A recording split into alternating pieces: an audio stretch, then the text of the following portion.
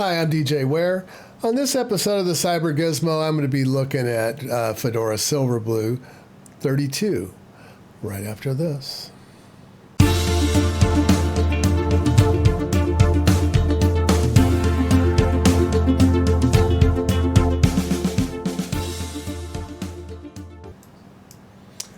Fedora Silverblue 32, I know I did one about a month ago and 31, just catching up. But yeah, they came out in their usual cycle of every 6 months. They drop a new release of Fedora Workstation and then all of the products with it. So we're going to talk about Silverblue 32. And is this the future of Linux or just the future of Fedora Linux? And so let's take a look a little bit about the actual installation and the pieces that make it up itself. So Silverblue is a variant of Fedora Workstation 32. It is based on the concept of having an immutable file system for Linux. Now that doesn't mean all of it is immutable. It just means that the system components and the system directories are immutable, meaning you cannot change them. They are read-only. Fedora Silverblue has traditionally been aimed at developers and makers, but given the focus that Fedora Workstation is kind of expanding a bit more, and I'll show you some of the things that they're offering now in the space of the Fedora Workstation. It looks like Fedora is attempting to branch out and become more of a general purpose distribution. It is Fedora Silverblue is based on OS Tree, which what that does is it updates are controlled. That is, as you perform system upgrades or updates or installs of new packages or device drivers, it creates a snapshot into the file system with a version number, basically, that allows me to keep I don't know how many you can keep, but there are a number of those that are kept back, and you can roll back to any one of those. So you can replace your current running version with any of those other versions. So it's sort of a version control system for Linux, or you could think of it as a continuously operating time time machine under Mac OS, and that's kind of how you would look at this, sorta. But some of the things that Fedora Silverblue still doesn't do is it doesn't really like to be dual booted. So if you're trying to install this alongside of Windows or some other Linux distribution, my advice is don't do that. Put it on its own hard drive, and then boot that way. It does provide full manual partitioning, and we'll talk about that as a place where you can get into trouble. It does separate the home partitions out, as well as it separates temp, and I think it also it separates out var as well, of course. And so yeah, let's look at that. So some of the mount points that can be you can manually change as boot and var. And there's some additional subdirectories under var that are remapped, such as the /home partition is mapped to var home. Var log, of course, is still there. Var containers. I think that might be old, but yeah, you have some other things there like var srv and var mount the MNT. Kind of the traditional places that used to be out in the root file system have now been moved under var, so that you can continue to be able to mount additional file systems and additional drives as you see fit. If you do go in and modify the partitioning, you can do that manually. Just be careful that you don't modify bin or user bin. Now user local has been moved as well. So that's moved under var as well. So yeah, if you want to, the ones that are relocatable, you can manually partition those. But the ones that are not, you'll have an unbootable, and your system just won't boot if you start messing with those. So my advice is, until you know what you're doing there, you might want to let it default to the automatic partition until you figure it out and understand which is moved where. So some of the new features in Silverblue 32 is, of course, GNOME. It is based on GNOME 3.36, which had performance improvements to begin with. But the Team Silverblue found some issues on top of that with the GNOME shell, particularly if you were in an environment where I/O was pretty heavy. And in that case, what would happen is that some of the API calls to the GNOME shell that were manipulating or doing string translations, those would generate a tremendous amount of I/O on an already busy system. So the team went back to the GNOME project team and they submitted some patches to fix that, and those have been included with this version of Silverblue to try to reduce to try to increase performance in high I/O situations. Pipewire version 0.3 has been included in Silverblue as well. Pipewire, keep saying pipeline. Pipewire is a media handler for audio, pro audio, and video. So it's trying to merge all these different pieces that Linux has created over the years under a single umbrella to manage them.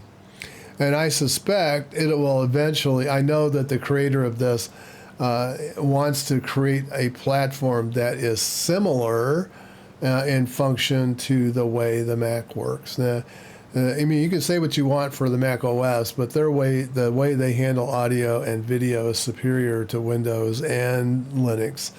And anybody who has worked with those very much knows that. The Pro Audio guys still use Windows, but they use Pro Tools, which pretty much supplants everything that Windows does. So, at least been in my experience. So, but the Mac has the ability that they have kind of a bus structure to the audio, so you can plug applications into it. You can you can pull audio out at different points, whereas on Linux it used to be point to point, one app, one audio. It wasn't easy to move audio from one app to another, and that's what Jack's support provided, and also Pulse Audio is providing as well. So they're trying to kind of put all these tools together under one roof. Right now, Pipewire has the full Jack's support built into it with this current version. And of course, is a work in progress. Pipewire by no means is finished. But there are more Jack's apps that are now included that support Pipewire, which is good.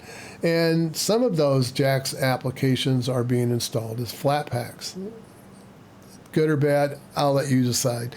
Pulse Audio, however, is still a work in progress. The hope is to complete the work for Pipewire under version of Fedora 33. So the full support for Pulse Audio will be coming then. But Pipewire already has additional support for zero-copy video capture. Now, what does that mean? So anytime that you have screen captures going on or you're trying to do conferencing, it reduces the overhead of those screen captures. And so that's a big deal. I mean, I don't know. Some of the problems I've had with screen capture under Linux have been it's kind of jerky sometimes, but there's some tricks to get around it. That's designed to kind of circumvent some of that. So what else?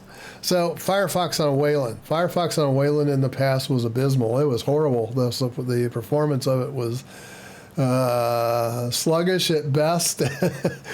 So this improves how Firefox runs under Wayland, and they have added WebGL hardware acceleration support and also Pipewire zero copy, and that allows, if I'm using video conferencing under the web, that just makes it a little bit quicker and a little easier to work with.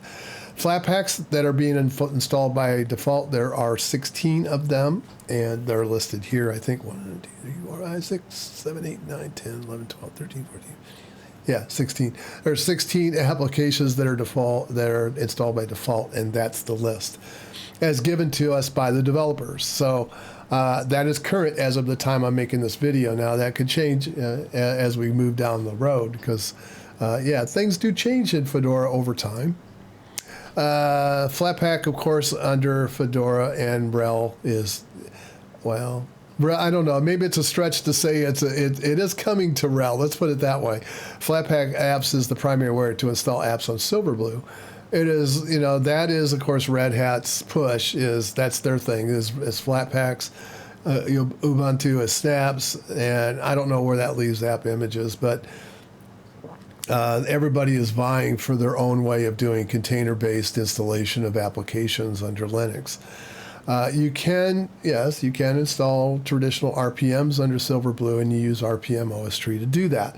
That is a hybrid image package system. I've talked about this before, where it hosts the application installs and it interfaces with the OS tree system that rides underneath of it, so it allows me to do layering of the packages and then formulating the snapshots that the OS tree wants to manage. Toolbox has been in Silverblue for quite some time now, and that, of course, is the text-based GUI, the text-based UI, let's put it that way, for managing containers under Fedora Silverblue. It also runs under Workstation 32 as well. It's been ported over to that.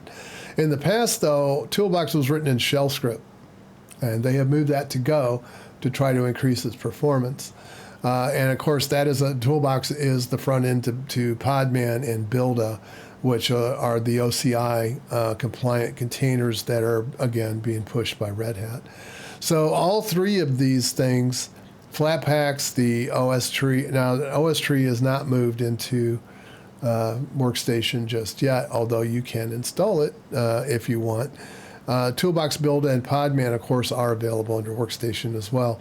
And I know that RHEL 8.2 just recently got the ability to create Flatpaks. So, yeah, the handwriting is pretty much on the wall. That is going to definitely move at some point into RHEL. Yeah, it's definitely going to be moving over there. So the minimum requirements, these are the same as Workstation 32. Recommended 1 gigahertz CPU, 1 gig of memory, although I think that's a little lightweight for this installation of GNOME. My experience is this takes about 1.2 to 1.6 gigabytes of memory. So yeah, 1 gigabyte, you're going to find that that's going to be encountering problems, and especially Early-OOM is also installed under Silverblue 32. So if you're lightweight on memory, your Early-OOM is going to be coming around pretty often to pick off applications that are exceeding what it considers the memory requirements of the system. So I would say go to 2 gig just to be safe. Recommended, of course, is 2 gigahertz, 4 gig, and 20 gig a disk. And the 10 gig up on the minimum, that's optimistic. I mean, you're not going to be doing a whole lot under 10 gigs, so you might want to give it about double that if you're really interested in doing things with Fedora Silverblue going down. As far as the display requirements, on the minimum 800 by 600 and on the suggested 1024 by 768, and of course in today's environment, 720p and 1080p are probably more likely candidates for displays, at least on modern systems. Now, if you have an older laptop, you can't do much about that, can you? Fedora improvements have been. Where are we going? I guess is really the question here. What they call this draining the swamp, and what they're really referring to here is that the tools and the utilities for being able to use certain workflows under Linux have been fragmented. They're not well put together, and it leaves us kind of the job to go out and figure out what do we want this thing to do. And there have not been any improvements to really make this better for anyone other than developers and makers. And so Fedora is trying to branch out, and I'll show you some of this when we get into the demo. I'm going to actually go out to the site and install it the way they suggest you install this. So also, along that vein of trying to expand the reach of Fedora, and traditionally, of course, it's been developers and makers, but that's no longer true. Fedora is definitely trying to position this towards people that do creative work, that do pen testing, that do Python coding, that do gaming. So yeah, there's a lot of different versions of Fedora that's available now that's offered specifically to workflow tasks. I think they're picking that up from Ubuntu, of course, because Ubuntu has had that for a while. But Lenovo has chosen Fedora to be installed in some of their select laptops. I think it's the P35 and also the X Series Carbonate. Those are all brand new machines that are being released this summer in 2020. And so, yeah, it'll be a native install. So you can just go and buy a laptop and it'll have Fedora Workstation right there on it for you. It won't have Silverblue, but it'll have Workstation. And I don't think Silverblue is an option, since that's kind of it's kind of a fringe at this point in the development cycle. It is improving the the next step would be to try to improve remote performance in accessing Fedora's desktop from other machines. And that's addressing some of the issues that VNC and RDP have, both in terms of security and in performance. There are a number of commercial applications, too, that they will also be looking at to try to address this problem. And it is a problem. It is anybody, if you've done any kind of remote access, even today, you'll see sluggishness in the mouse just using NDI. Silverblue is advancing toward becoming the default offering for Fedora. There is no bones being made about that. The Silverblue will be supplanting Fedora Workstation at some point in the future. When that's going to be, I don't know. They haven't said, but it is coming. The other inclusion that they want to look at is Leonard Pottering's systemd-home. So, yeah, you can look at this as another expansion of systemd into Linux, into taking Linux over. But it's, I think this one is not a bad one. It's to make the home directories more easier to migrate. So right now, I mean, I don't know if you've ever tried this. Have you ever tried to migrate your home directory off of Fedora onto Ubuntu, for example, or try to migrate a Debian environment over to Fedora? How does that work for you? Because it didn't work very well for me. So they're really trying to address that kind of a problem and make it more make it easier to be able to migrate from one platform to another. So so those of us who are doing multiple platform development can keep our config files up to date without having to reinstall them each time and then modify them for the platform we're on. Home directory encryption key support. Now, we've seen some of that coming in Workstation already. And this is outside of the typical encrypting your system drive. This is in addition to that, or instead of that, allowing you to encrypt your home directory separately. And that is trying to give you a better data encryption capability for your home directories than you get on the system platter. Because, as you know, once you've released the system disk, then it starts to decrypt files for all of them. So, yeah, and then it would include your home directory, whereas this would then say, nope, you can't decrypt this yet. It would allow them to decrypt, the directory structure as far as the drive is concerned, but it would not decrypt your home directory until you yourself have unlocked it. So the other thing is that they want to do is unified user passwords, and I've heard this before. This is an old idea. This is back to the federated user IDs. Yeah, good luck. That's all I can say with that one. Good luck. So let's take a look and see how we're going to do this today, because I really want to show you some of the things that you can really do with this. So let's go over to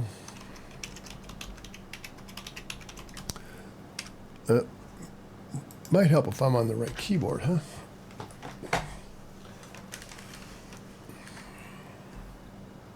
I probably need to get a KVM at some point, but I don't have that many machines that I have to switch keyboards for. So doing the keyboard swap is fine for now. But this is the site for Team Silverblue. And yeah, you can read all the same kind of things that I talked about. But the main thing is the download. So you of course can download the image itself, and then you could burn it traditionally. But the way they want you to do it is over here. Now, if I install this, you'll notice that this is a flat pack. So yeah, they're definitely moving that direction. So I have already installed it, and it's right here, the Fedora Media Writer. I know, go ahead. And yeah, it's certainly a lot faster to bring up than a snap is. But that was already running, so that was cheating. Let's do that. Let's do that so it's not running. Okay, there. That's fresh start. So you have you have Workstation. That's not Silverblue. You have Server 32 that you can do. You can do a custom image. And then you have these down here. And so you have the spins, which is, of course, different desktop environments that you can install under Silverblue. And then you have the labs. And these are really trying to position Fedora for specific use cases that users have.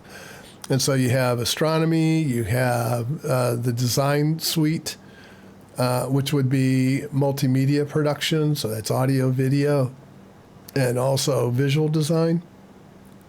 You also have gaming, Python classroom, robotics suite if you're into doing hobbies like that, scientific computation, and security lab for pen testers.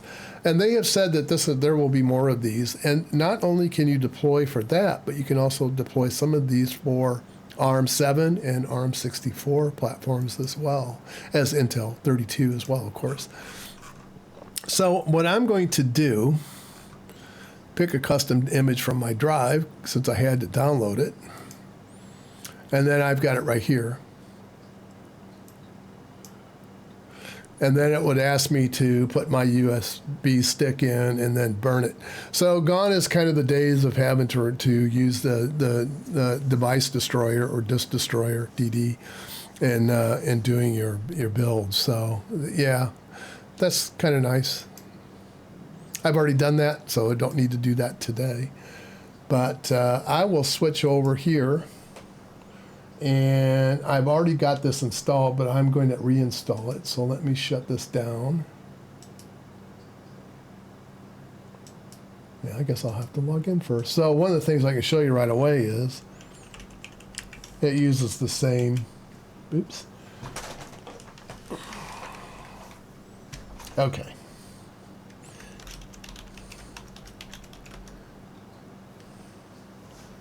I'm not going to spend much time in here. I'm just going to reboot. Yep. Okay.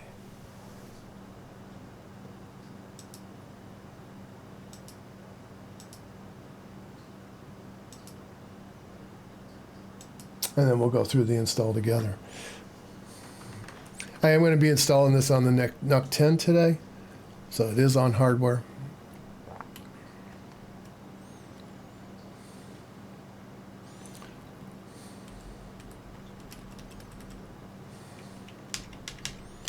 And that's my USB stick that has Silverblue installed on it. So we'll boot from that. I don't need to do the test. I'm just going to go ahead and install. Now that USB stick is not the fastest thing in the world, so it'll take a few minutes to come up. So we'll just wait for that.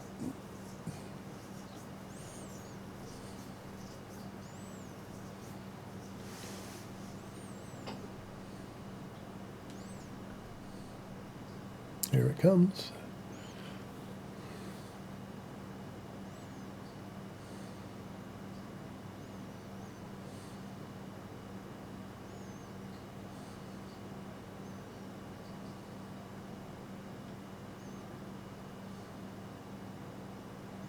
Looked like for a minute there it was going to launch Anaconda text, but it does go into the graphical user interface. Now, one thing you'll notice down here is it does say Fedora Workstation, but yeah, it hasn't quite taken over the Fedora Workstation. This is definitely Silverblue, but it does label it as Fedora Workstation.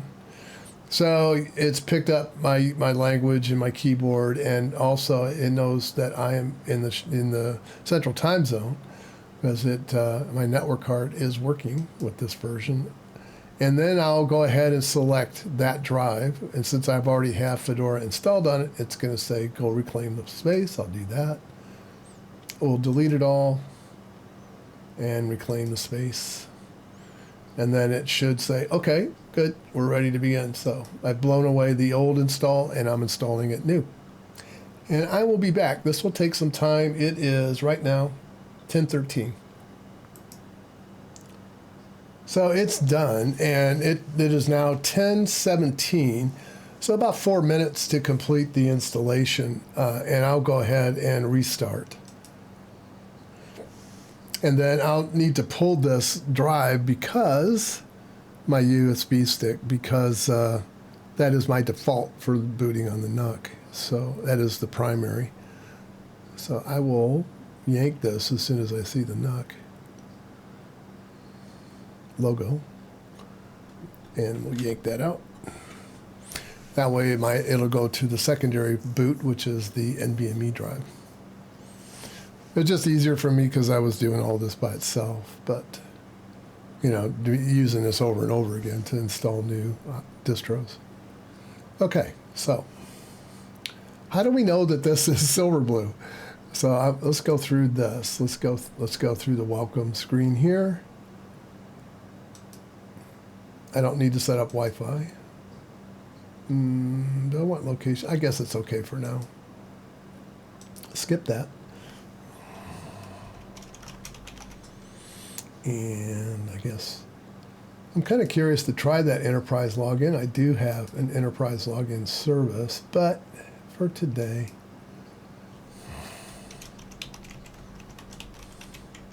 see if LDAP is one of them that it likes. Okay. All right, well, all set. And we'll wait. There's a secondary screen that comes up. Getting started. So obviously this is GNOME.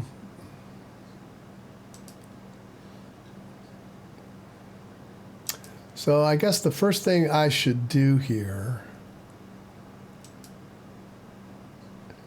Now, in the past, we had to install the FlatHub, but you don't have to do that on this version because they're already installing Flatpaks. So all I need to do is just refresh the metadata for the FlatHub. It already has that, so. But in the past, yeah, you did have to do this. You had to go out to the FlatHub and get the actual package to install to enable it, but you don't anymore. Not on this. All I have to do is wait for it to refresh it. So while this is happening, I wanted to give you an explanation of the OS tree package layering. So package layering works by modifying the Silverblue install. And it extends packages from which Silverblue is. Oh, yeah? Unable to install English? That's a new one. So good examples of layering under OS tree would be like Fish, the shell, and Sway. It's a tiling compositor for Wayland. Also, LiveVert would be another candidate for package layering. Basically, it's taking RPM packages and allows them to be installed under OS tree. But, you know, it does require that I have to restart the system when that happens. So I guess what we need to do is figure out what happened here. Oh, okay. It's in progress. That's fine. We need to close that. I'll go ahead and enable the third party, and we'll go ahead and do the updates on this.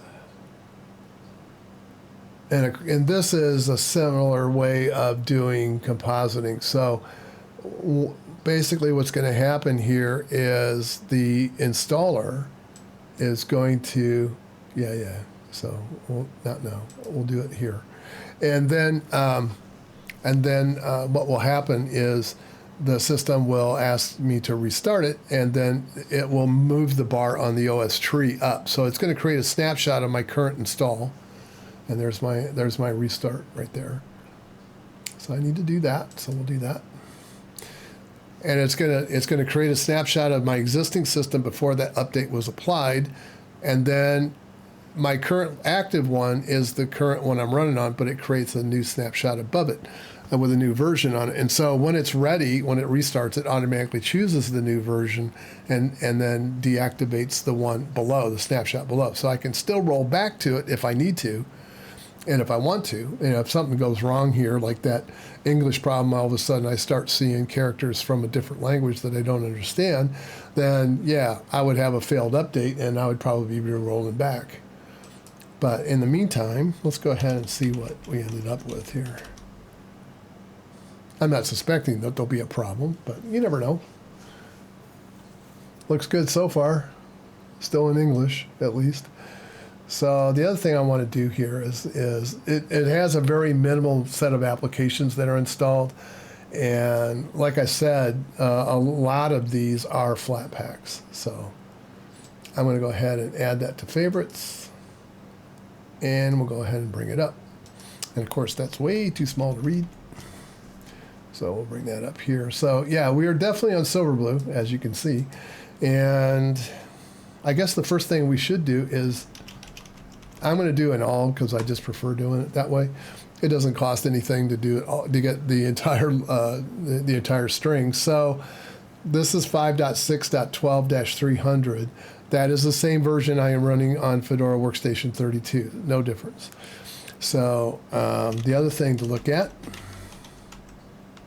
is that, and it's telling me that this is Silverblue 32.202, 2020-05-18, which is today.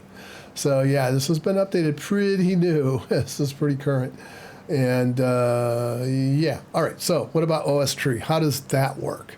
So I've shown this before. RPM OS tree is the command that you use to both install packages that are RPM based. But here's the thing. So let me tell you what the preferred way of installing packages under Silverblue are. If it is CLI packages, they prefer that you use the Toolbox to do that for development. And the reason for that is, let's say I'm developing a system that needs all these libraries. Maybe I need XSL and XML, and maybe I need some security protocols that I don't have available to me under the standard OS, and I don't want them there. And then maybe I have some other C libraries for math, and maybe I have some for drawing and so forth. But I don't want to keep those. So the nice thing about doing development under Toolbox is I can do all my development. I can push it up to my home directory, get all my source code and everything done, get all my make files built and all the things that I need to package it up. And then I can push it up to whatever place I'm doing version controlling on the system.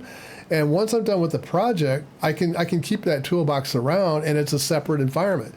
It's not going to be bothered by anything else that I'm developing. So if I've got 3 or 4 things I'm working on, I can keep all of those in different toolboxes and then just move between them.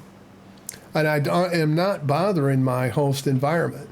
So that's what they mean by the CLI environment. And as far as GUI is concerned, they prefer that you use Flatpaks. But you're not going to find all the Flatpaks are covering all the applications that you need. So RPM OS tree is what you use for that. So yeah, so yeah, so let's see. So let's do RPM OS tree.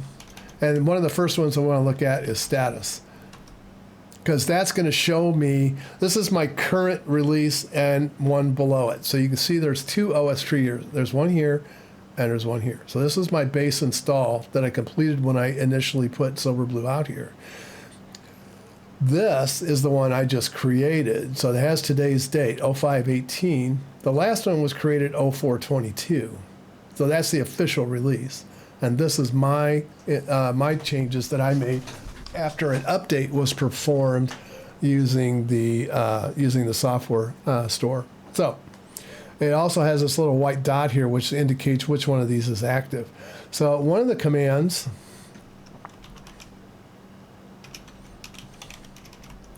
in here is to roll back.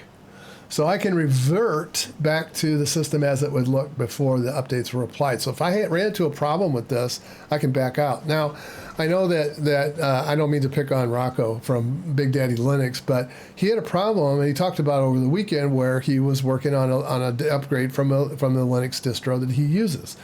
And he was going from one release level to the next. And he ran into a problem, and he couldn't boot into the system, and he couldn't get back. He couldn't get the system back to the old release. So if I was on, let's say I was on Silverblue 31 and the package update came out for 32, when I applied that update to 31, it's going to create a new snapshot for 32. My 31 environment is kept intact on a snapshot. So if I need to roll that entire out an entire upgrade out, I could easily do that. He can't. He can't with those other distros.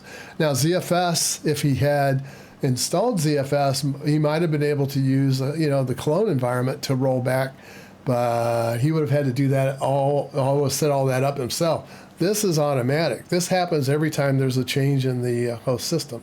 All right? So that's the advantage to that. So how do we install packages? Well, we install them this way. Well, first of all, you need to be sudo.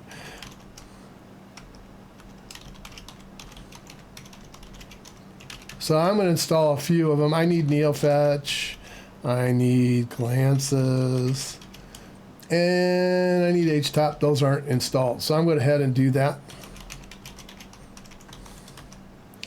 And since these are RPM based, these are not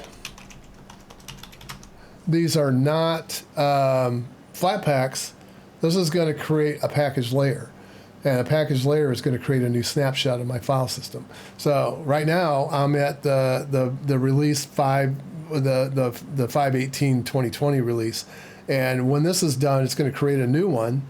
But my active one is still on the one previously. I can't. When I get done here, you'll see I won't be able to find. Here, let's just do that.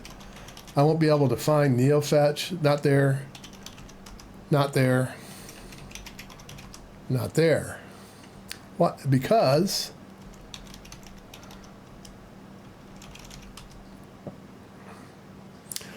my active one is still on the previous snapshot. I haven't migrated the system yet up to the one that installed. You'll see right here, it installed Glances, HTOP, and NeoFetch. So that's why they're missing. So I need to do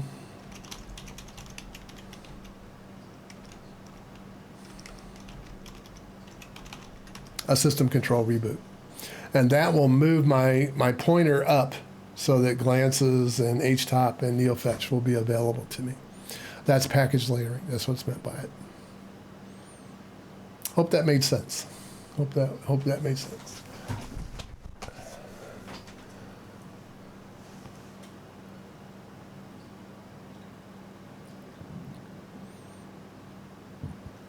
I'll show you Toolbox here in a minute once it comes back up.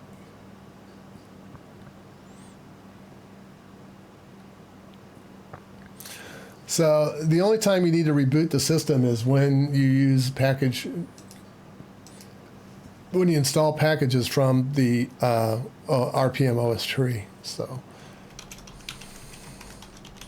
you don't have to do that for Flatpaks or for toolboxes.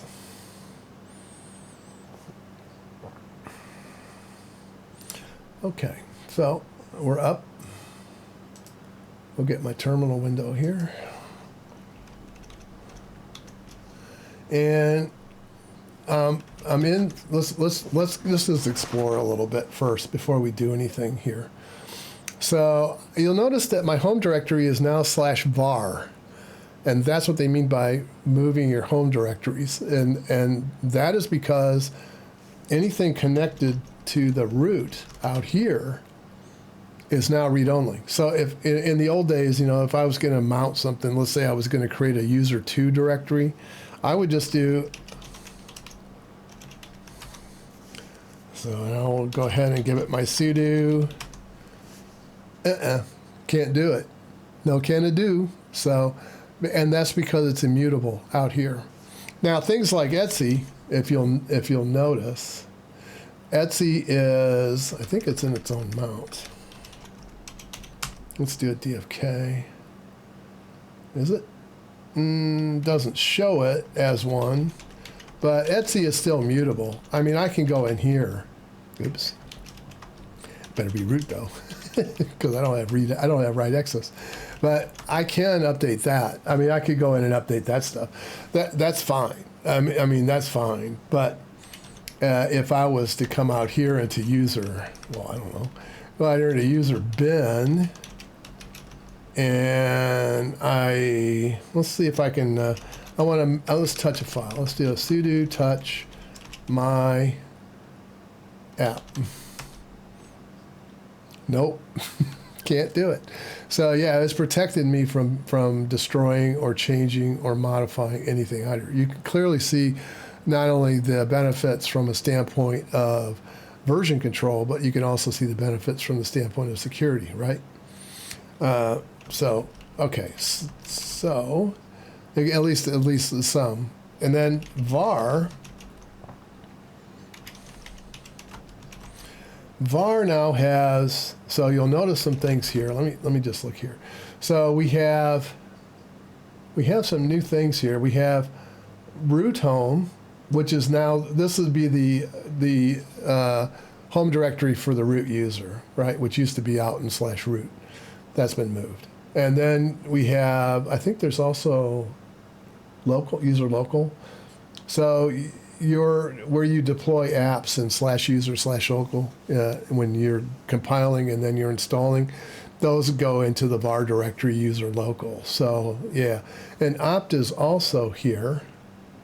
So this is a traditional optional application install area. Is typically used by optional apps, like let's say that you downloaded, install, I don't know, some commercial software, and you don't want to put it into your user directories because you want to be able to move that off to a new system when you migrate, or remember that you have commercial software you need to move with this particular machine. So yeah, so anyway, everything is in here. You'll also notice that there's mount, MNT, which used to be out also in your, also used to be out in your root directory. That's here now. So your CD-ROMs would mount there. And if you had USB sticks and stuff like that, those are going to mount underneath there as well.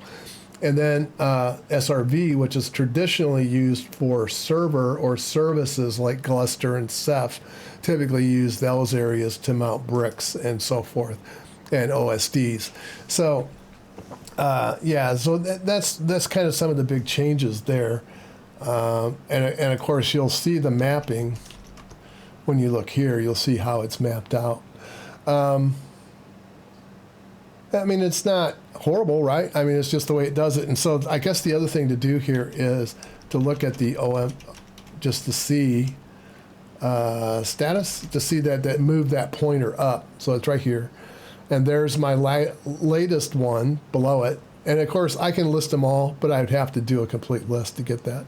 So right now it's showing me, what caused this? Why did this move to this version here?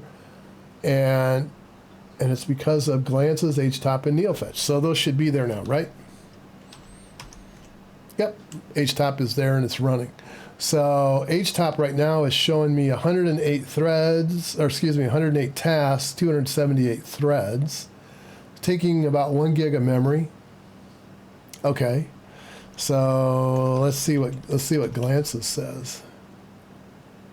1.7 gig with the app caches. Okay. System performance is not bad. It's not horrible. Using about 2.7% of memory, but most of that is going to be, cached. I have 64 gig, and you can see it's soaking it as much as it can. Yeah, memory is going to get consumed.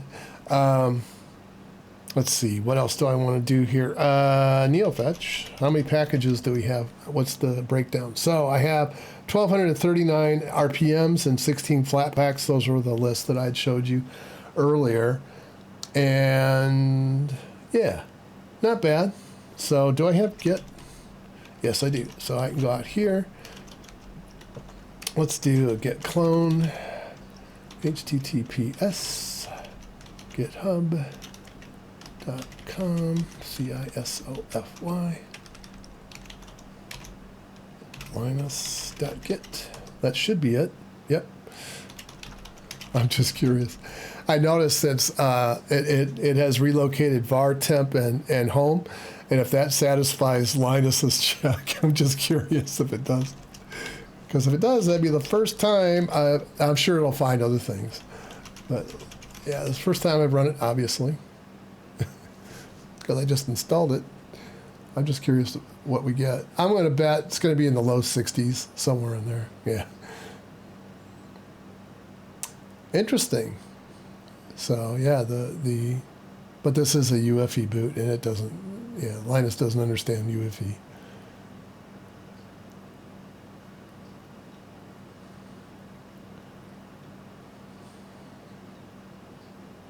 I've seen a lot of yellow go by, a lot of red. So let's see what we got here.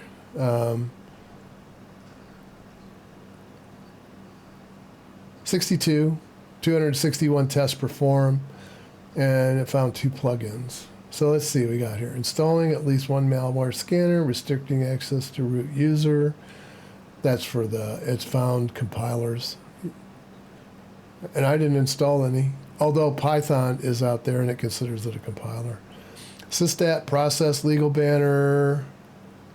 We have some deleted files that haven't been accounted for. We have Apache that needs to be configured for security. We have some mysterious protocols that nobody knows what they're for, but I do. I mean, that's congestion control, that's streaming protocol, that's the remote display system for RDP or RDM, and that is a transactional IPC monitor. So, again, those are all coming in from Debian. And yeah, Fedora does use Debian. Does use some Debian packages, most definitely. Profile, password age, expiration dates, encryption algorithms need to be checked. Nothing that I haven't ever seen before, but I don't see that you need to have var, home, and temp on different directories, so that's been fixed. 1 or more group files.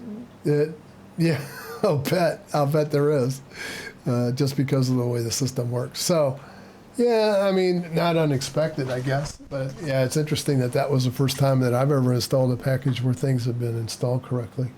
As far as, let's go test and see if I actually need to go out and follow the steps to get the flat hubs actually installed.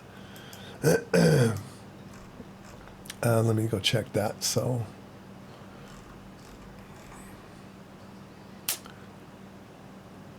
Do I actually need to do that? I don't know. Let's go find out. I've heard that you don't, but I don't know. Let's try. Well, that looks a little lightweight. So I don't think all of them are here. Let's see what it says Thunderbird is. Now, that is RPM. So, maybe I do. Maybe I do need to do this. Okay, well, let's do it.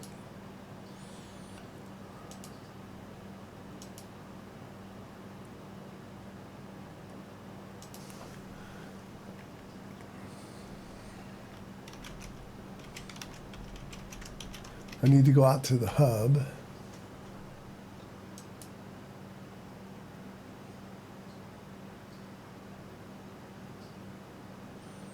I need to install, where is it?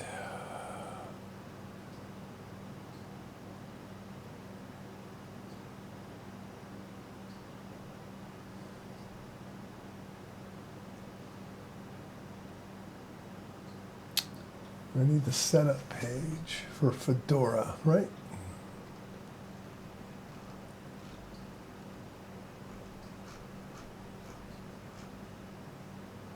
Ah, it's right here.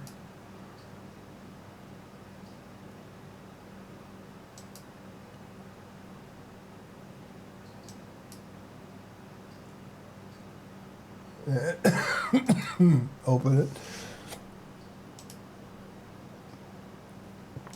and install it.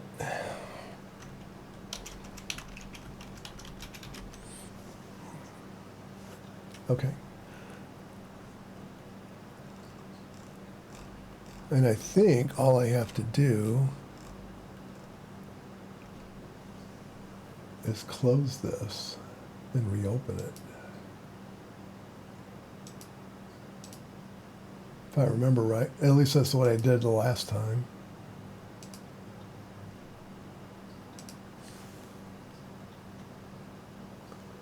And did it do it? Yeah, that might have already been done. I don't see any difference, do you?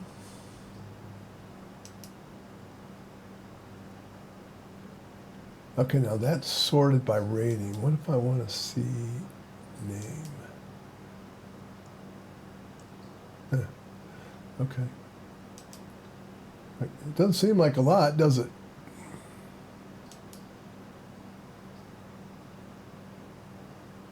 Yeah, and all of those are already installed, and then there's extensions as well. So I don't think I had to do that. I don't think I had to do that. Is what I think.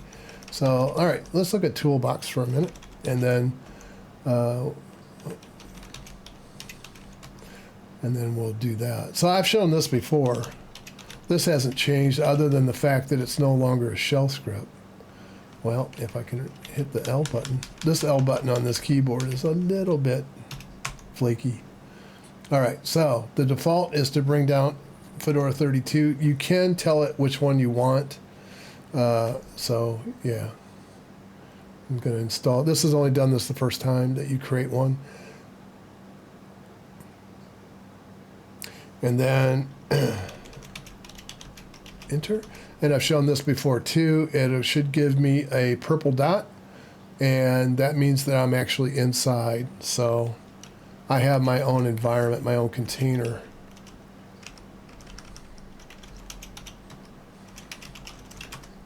And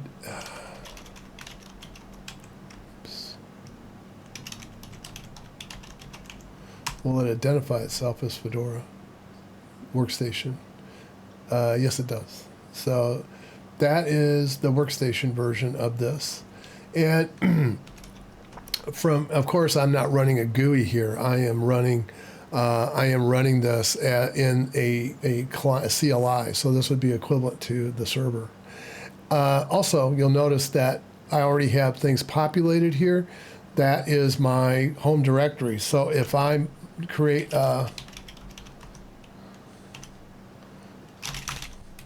I'm not going to actually create one, but you'll notice that it shows up in this directory, but if I exit out of the toolbox, it's also in my main directory. So yeah, that makes it nice if I need to be able to, keep a package together. I, of course, would want to be careful that if I have multiple toolboxes and I'm working on multiple projects, that I'm identifying which project that is and keeping them in their appropriate folders so they don't get mixed. But yeah,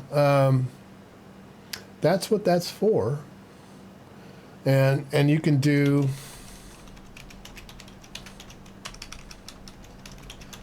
very similar to Docker. In how it relays. I think a lot of people, the reason why a lot of the people are starting like Red Hat and so forth, they're going to their own is because Red Hat feels that Docker has some issues with OCI compliance. Now, that's not to say they don't support Docker. They most certainly do. But I think for their own purposes and their own development work, they prefer to go this way. And so for the developers that are working in RHEL, they kind of prefer us to work that way. So anyway. What do I think about this? Let's go back and talk about my impressions of Fedora Silverblue 32. It clearly is faster than any of the versions of Silverblue that I have used in the past. I'm still not a big fan of GNOME for development. I do use GNOME on this workstation, and it's simply because I use it to create videos, and it's just easier for the types of applications that I'm using to be using GNOME. But for development, I don't use GNOME.